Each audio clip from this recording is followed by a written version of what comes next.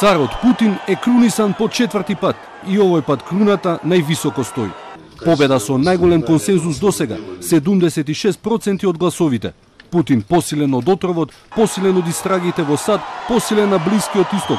Со други зборови, посилен од западниот обрач, чиј притисок според експертите само ја забетонира домашната поддршка и силата на царот.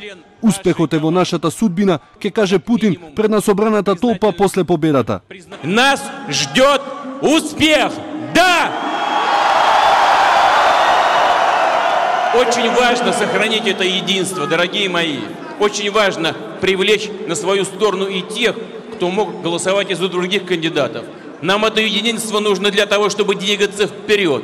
А для того, чтобы двигаться вперед, мы должны ощущать и чувствовать локоть каждого гражданина страны. Мы будем работать, не будем руководствоваться в ходе нашей работы какими-то текущими конъюнктурными соображениями. Мы будем думать о будущем нашей великой Родины, о будущем наших детей. И действуя так, мы, безусловно, обречены на успех. Да! Царот посилен од кога било, го искористи националистичкиот наратив за опколената татковина, поклопувајќи го датумот на изборите со годишнината од анектирањето на Крим.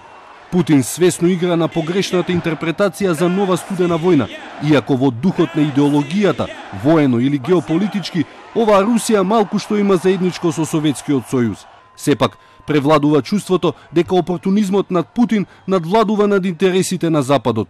Троењето на рускиот шпион е само отварање на третата криза помеѓу Русија и Западот. Тивката војна во Украина и понатаму е рак рана во срцето на Европа, но барем го уништи неговиот план за Евроазиска унија. На Блискиот Исток успеа со сила да ја наметне својата позиција, го одржа режимот на Башар Асад и Путин е тој кој ќе одлучува за евентуалната поделба на земјата. Да не говориме за мешањето во американските избори и поделбата која внесе меѓу НАТО членките, дозволувајќи и на Турција да добие своја зона на интерес во Сирија.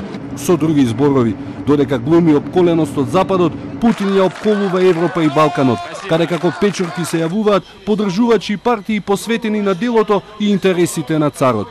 Пријател на популистите на стариот континент, со растот на силата на Путин ке растат и нивните амбиции и деструктивност. Any leader that received any kind of strong support inside the country becomes stronger internationally. It means for the West that if he wants to deal with Russia, and you have to, it's inevitable, that's too big,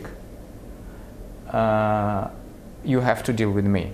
Со други зборови, Европа е нужен соговорник на Москва, дури и сојузник на многу теми, од борбата против тероризмот, нуклеарната пролиферација, Блискиот Исток, енергетиката.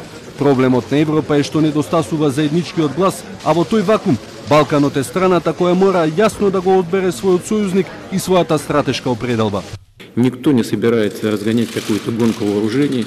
Мы собираемся, наоборот, выстраивать отношения со всеми государствами мира таким образом, чтобы они были конструктивными. Будем настраиваться сами и всех настраивать наших партнеров на диалог, безусловно, конструктивный. Ну, разумеется, не от нас все зависит. Это нужно, чтобы так же, как в любви, обе стороны были заинтересованы, иначе никакой любви не получается. Суштински гледано, изборот на Путин четврти не ја менува меѓународната ситуација. Напротив, со сила ја потврдува веќе познатата ситуација. Но работите се менуваат за Европа, која со подемот на Кина и Русија, тивката војна и поделбите кои ги нанесува слоно Трамп, се послабо фаќа чекор со историјата, поточно иднината. Европа е поделена и нејзините внатрешни собранисти од Вишеградската група се повеќе стануваат еден вид на антиевропски модел, понесен од сирените на Москва и Пекинг, нешто што се покаже и на италијанските избори. Демократските вредности се повеќе капитулираат надвор од Европа или во незините граници. Кина доби доживотен председател помоќен од Мао Цетунг, а прашање е и дали Путин ќе изрази слични амбиции и ќе посегне по уставот, кој сега декретира дека ова е неговиот втор и последен председателски мандат. Русија со економска криза, социјални проблеми, внатрешни борби за моќ останува големиот сојузник и непријател на Европа.